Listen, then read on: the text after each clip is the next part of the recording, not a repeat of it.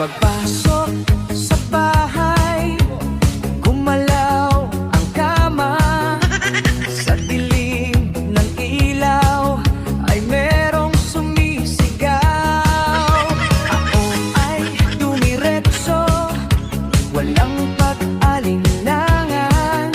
Sa bawat galaw umuunggol ang sigaw.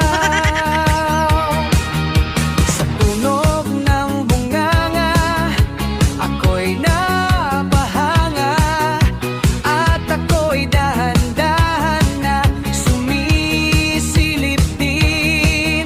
Wala nang salitang binuksan ko na. Pag-on ko ng ilaw, nakita ko lahat. Hawak mo ang itlog ng lolo ko. Sa bawat sigaw niyo ako ay biglang napawa. Hawak mo ang huwag mong bibitawan hanggang sa huling sop-sop ng galawan. Hawak mo ang sa ilaw at dilim, ikaw lang pumatol sa lolo namin. Hawak mo ang dito sa kama, ikaw ang dahilan bakit pumanaw na.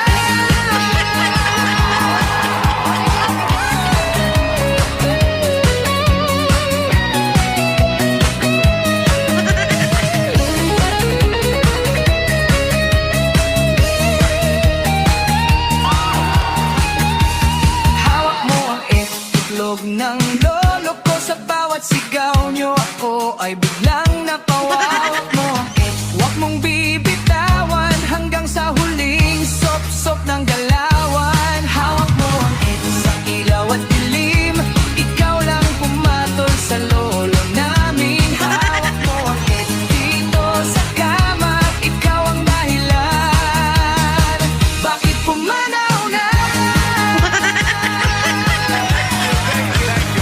Ako gyud yun nga problema, kaya ang Pilipinas ready na gyud sa gira.